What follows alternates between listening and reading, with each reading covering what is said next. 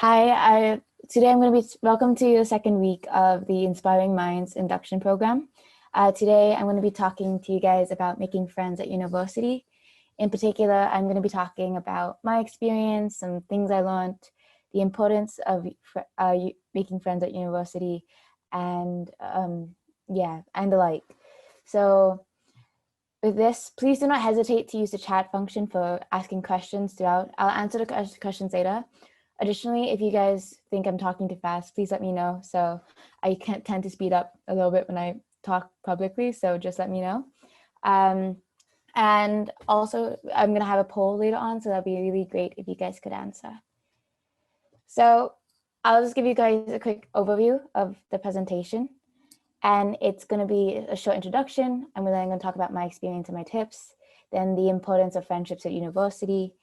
Then I'm also going to be talking about COVID-19 and socializing, as that's obviously something that's very prominent right now with this rule of 6 and with getting to know people from your course while still being at home. And I'm also going to be giving you guys some helpful sources, and then we have the designated question time. But again, please feel free to ask questions throughout the presentation. So here's a poll. I was wondering if you guys are more introverted or extroverted. While you guys are answering, I'm gonna explain it a bit more, because I do think introversion and extroversion is a spectrum.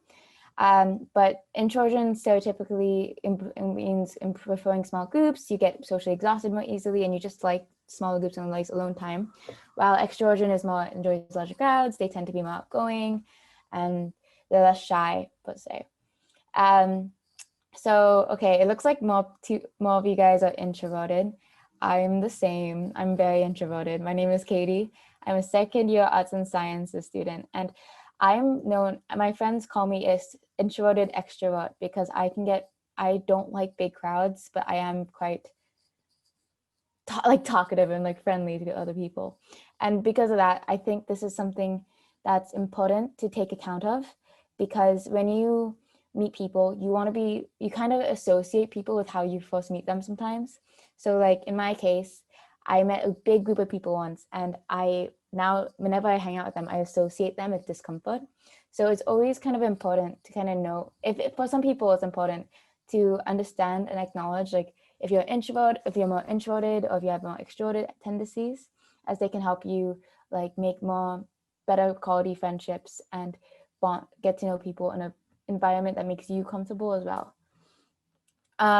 So a bit of background about me is that I grew up in the same school for 12 years. I knew everyone in my school, and if I didn't know anyone, if I didn't know everyone, it was very much you knew each other from mutual friends.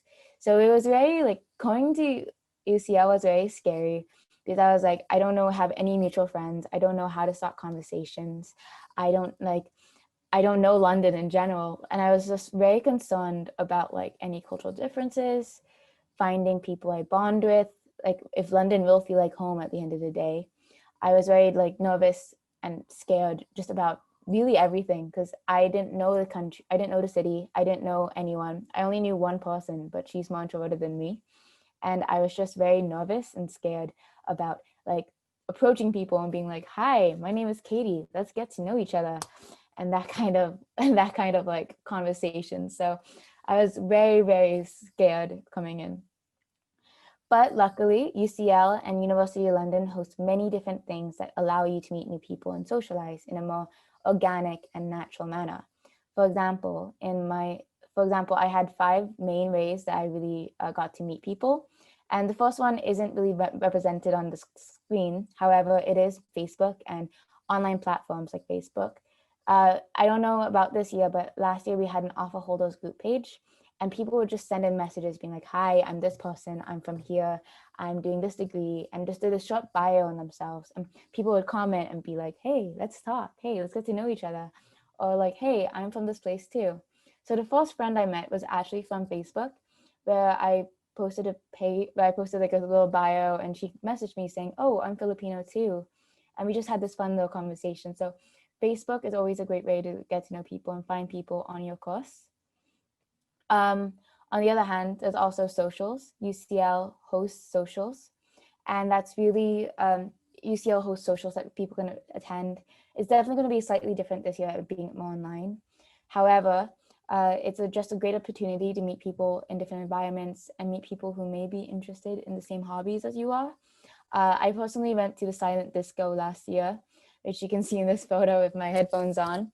But it was very much, it was a really uncomfortable situation for me, which is like, because I was an introvert and I was trying to push myself out of my comfort zone.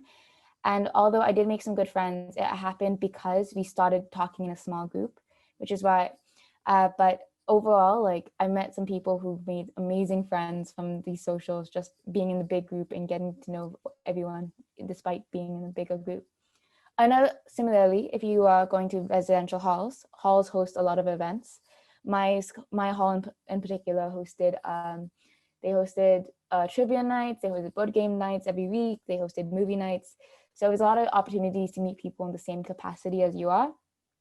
In particular, my hall did welcome parties, and it was really like a great way to meet people and meet people who are in the same capacity as you are. And that's really important. And in my opinion, as I lived quite far from UCL, so I lived a 40-minute tube ride, I got to meet a lot of people in the halls that I could like be, hey, do you want to get a midnight snack without having to travel to the other side to Bloomsbury just to get a snack and hang out with people. So halls are definitely another way to make a lot of great friends.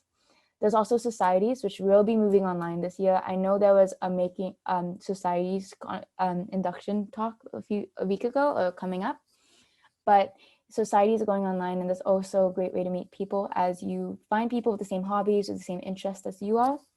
I'm currently in film society and Pi Media, and it's a lot of like, and you get to like find people who you can talk about films with, for my case, because I love films. So that's always a plus to join a society and just get to talk to people with similar interests. And another way, which is kind of the obvious way, is through classes. You get to really meet people through going to lectures and finding people who you can study with, or finding people who have similar interests. Because if people signed up for the same course as you do and people sign up for the same modules, they tend to have similar interests or similar, and you can debate about like things you learn in class, and you can talk about that and talk about like what you learned. And so there's always like ease when you come to talk to people in the class. In particular, one of my favorite stories that I learned last year is, well, that didn't learn last year, but that happened to me last year, is that one of my closest friends I met by being late to class is because we usually had to fight your way through the lecture hall. Not really fight, but since it's always so crowded, it's hard to get in sometimes.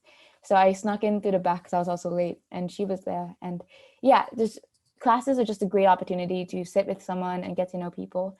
And now that it's online, you can definitely see people's faces more, and you can message them through like the Zoom chats or like through Microsoft Teams, or just message them after the class being like, do you understand this? Like, can we study together? And it's a great way to get to know people. So basically, here are some tips that I learned, but I want you guys to know that this is something that's based off my experience and my personality. So therefore, it may not be applicable to everyone. So firstly, it takes one step to start a friendship. And this was something that I learned the hard way because I was very scared to send messages first. I'm someone who like hates messaging people first because I get really concerned I'm gonna annoy people. But the screenshot actually on my screen right now is from my best friend, like my friend who I talk to every day, and that was our first message with each other because she was in hall. So like just even one small question or a greeting or small talk or being like, hi, I'm this person and I really want to make some friends this year, then it's a great way to start friendship, because you can't really start a relationship with someone by just not talking to each other. And if it doesn't turn out to be like an amazing friendship, you'll at least get a friendly face out of it. Another thing I learned is like friendship requires effort and time, like whether that be compromising or making plans or putting the effort into hanging out with each other and actively messaging each other. Friendship does require effort and time because you don't click with someone just like that. I mean, you can, but it's like unlikely that you click like that and just have an amazing friendship off the bat. And you have to like take time to get to know each other. So in the screenshot, like it was us compromising to try to find a way to hang out with each other. But at the same time, you have to some people do have a lot of things to do. Like last year I was also like trying to get settled into London, which means like getting my bank account settled and getting my phone number. So like there's a mix of putting in effort and time, but also knowing when someone else has not enough time. So you don't have to be worried all the time about like, oh, they're not responding, oh, I'm getting ghosted, and sometimes they could just be busy. But at the same and simultaneously, you have to know when you are putting too much effort and you think that effort is not enough, like you think that effort is not worth it for you. Like you have to know your own value when it comes to this as well. So this is something that took me a while to learn, and I was really sad to hear it at first, but it's something that I needed to hear. But not everyone you befriend, especially the first week, will be a close friend. The first person I met, that's not the Facebook person, but the first person I met at Halls, we were like, yes, we're going to be best buds. We're going to stay every day together. We're going to hang out all the time. We're going to be amazing friends. And yeah, we are still good friends, but we aren't as close as we used to be. And that's because we were like both quite new to London, and we were like, okay, I'm going to find a friend and latch on to them and we didn't necessarily click on everything. Like we had different opinions on things. We had different interests. So because of that, like the people you meet the first week may not be the closest friend for you, especially as they might have different interests. And it's like, I think it's kind of unlikely to like meet someone with the exact same interests or someone you vibe well with right away off the bat. Another thing is putting yourself out there. Normally, I'm very scared to organize plans. And like I said earlier, I was very scared to message people first. But I actually organized a Secret Santa for people in my hall, and now we're like the closest friends. So either doing something you normally wouldn't or sending a message first, it's always a great way to get to know people and to just make yourself available to talk to people. And because people don't like, from my experience, people do not like talking to others when they seem really closed off. So try to make yourself like open and out there when you're trying to make new friends. Yeah. And this is related to the introverted, extroverted comment, but don't force yourself to bond with people you don't vibe with. I don't have a better word for vibe right now, but don't force yourself to bond with people that you don't fit in with. So like, don't force yourself to like change for someone else, because friends, you'll find someone who supports you and loves you no matter what your personality type is. So for example, the first week I hung out with a group that I really didn't bond well with, and they were really extroverted and they were really just hanging out in big groups all the time, to the point where I was always like, I don't want to hang out with them. I feel so uncomfortable. I feel tired. I don't want to do it. But the week after, like I bumped into someone in halls, and we joke about calling each other platonic soulmates because we just work really well together. And so like you don't have to force yourself to like fit in with people you don't fit in with, because sometimes it's just more stress and more disappointing on your side and makes you more uncomfortable. And this sounds so cheesy. I know this sounds really, really cheesy, but from someone who's miles away from home and cannot go home yet because of the lockdown still being there, I believe that home can be the people, like not just a place, because London soon became home for me when I started finding people who made it feel like home. So when you find like the people you bond well with and you vibe well with, like you'll definitely find a home in London, and you'll definitely feel comfortable in London and in university.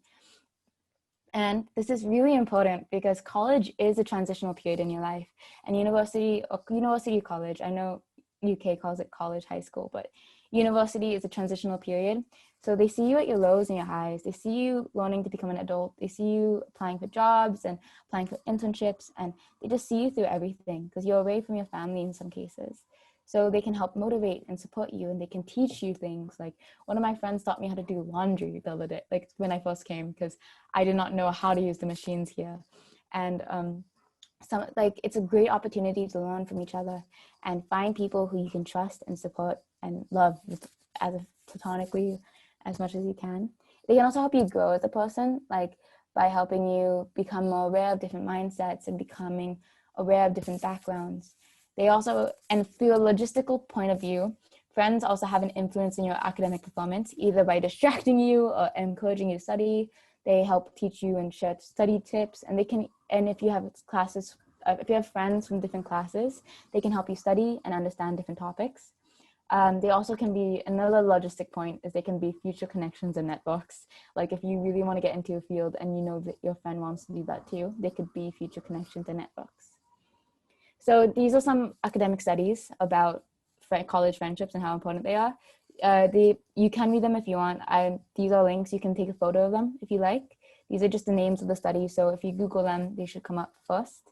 I'll wait a bit in case anyone wants to take a photo of it. But it's just, they just talk about the different types of friendships and stuff. So, okay, I'll move on to the next slide now.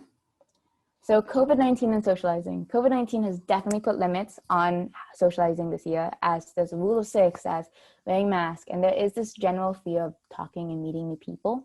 However, societies and halls are hosting online events. The GeoGuesta was an event hosted by my hall. There are online classes which you can, and seminars, which you can use to like see who's there and see people with similar views and message them. There's Facebook and WhatsApp groups for like your offer holders, your departments, for your courses, your modules, and for your societies. And that's really a great way to get to know people. Departments also have transitional mentorship groups, and some even have mama and papa groups. And these groups allow you to like socialize with people in the year above, as well as the people in the same year as you. And they let you just kind of converse and go through the same period of transitioning to university with each other. And if you do end up meeting in person, please make sure to stay safe and follow guidelines. Wear a mask, rule of 6, just make sure to always stay safe because this is unprecedented times. So yeah. Some helpful sources, if you want to take photos of this, is the Student Union website where you can check out the calendar and what's going on. And you can also look at the societies that's coming out, and you can look at societies that fit your interests. Most societies are having remote memberships as well. So the remote memberships are free and they're all online. They might not give you the same access to different events, but it's a great way to be involved and test out different societies and get to know more people.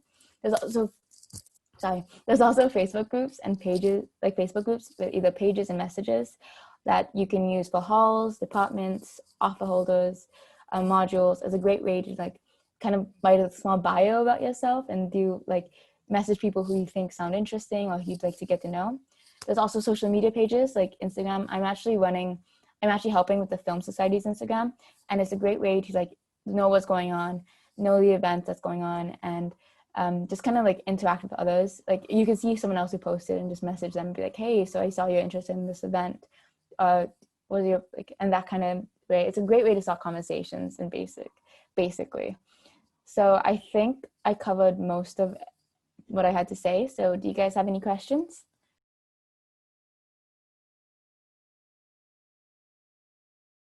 Bethany asked, do you have any tips for dealing with homesickness?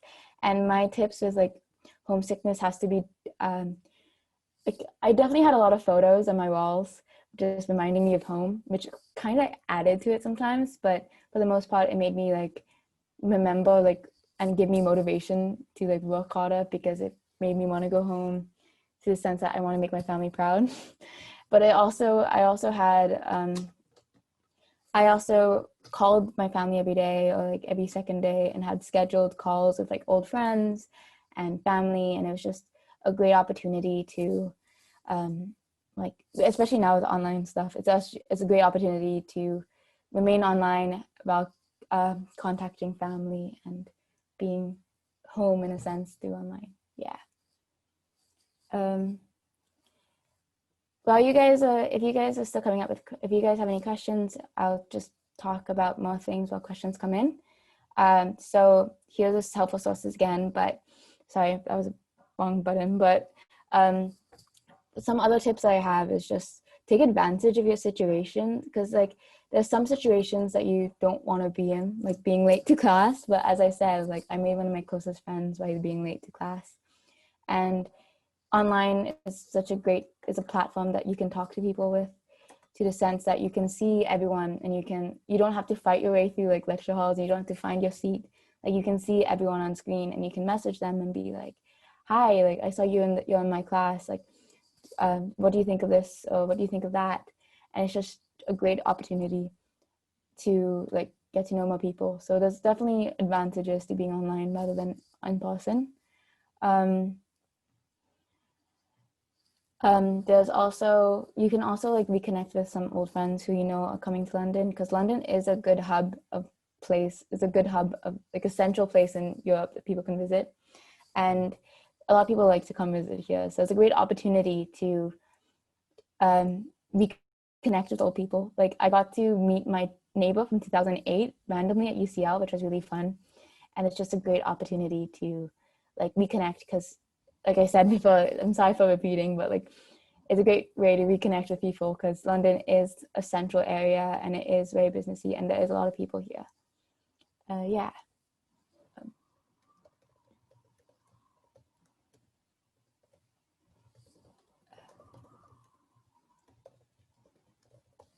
If you guys have any more questions, like feel free to question it. You guys can ask about like my experience, some more tips.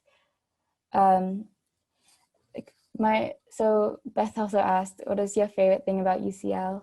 My favorite thing about UCL is definitely the course options. Like there's so many options to take for courses, and there's so much student life.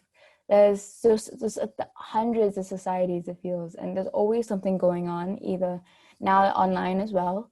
So it's really easy to just be connected to everyone at UCL, and it's really easy to be um, feel present no matter where you are in the world. Like I remember when I was in home for holidays back in the Philippines, I was able to like feel connected despite being in the Philippines, because there are so many things going on. Like there's society events happening every weekend and society events during the week, and it's just a great opportunity to like feel a part of UCL and get to know people. And yeah, sorry. So Catherine asked, how are you feeling about being at UCL with remote teaching? I'm feeling, I actually feel pretty happy about it, because I do live quite far away from UCL, and it's a great way, to like get to know everyone in your class, I feel, because last year I was so nervous entering lecture hall sometimes, because I do get anxious entering places that are really crowded. And so lecture halls used to be really crowded, but now that everything's online, you get to kind of see everyone's faces, and you get to better like, because you get to also read the chats that people send for questions, or get to know who's asking a question in particular. You get to know, you get to like identify people and be like, oh, okay, so this person has this view, this might be really cool to talk to her about this, or talk to him about that, or talk to them about this. Like it's such a great opportunity to know more about the people in your course. And it's just also just, I feel like it's more convenient in my end, because I don't have to take the tube to school anymore. So yeah. um, Another question just got, do you have any tips for selecting modules? My tips were really just going on the module catalog and just kind of focusing on what I find interesting. As I take arts and sciences, it is an interdisciplinary degree, so I get to really choose different um, classes and modules depending on my taste. But I know other degrees also let you do electives and optional courses. And my my tip is really just find something you're interested in, because nothing, it really is terrible experience to sit in a class that you're not passionate about, or that you don't really care about. Like not really care, but like you just don't feel passion towards the topic. Like it's just not a lot of fun, because then when you do the readings, when you do the work, you just feel really like down. I remember I had the hardest time reading through like the readings for one of my classes that I wasn't the most passionate about. And I just remember just sitting there being like, I really don't like this. I really wish I chose another course. But now with the modules, now with, oh, what was I going to say? Sorry. But so my main tips is just making sure that you choose something that you're passionate about, and reading through the websites, because they also tell you like what type of assessment that you have, the objectives and the aims. You can also email some professors, and sometimes they respond, and just being like, can I ask like what can I expect from this course? And that really helps. Yeah. Any more questions?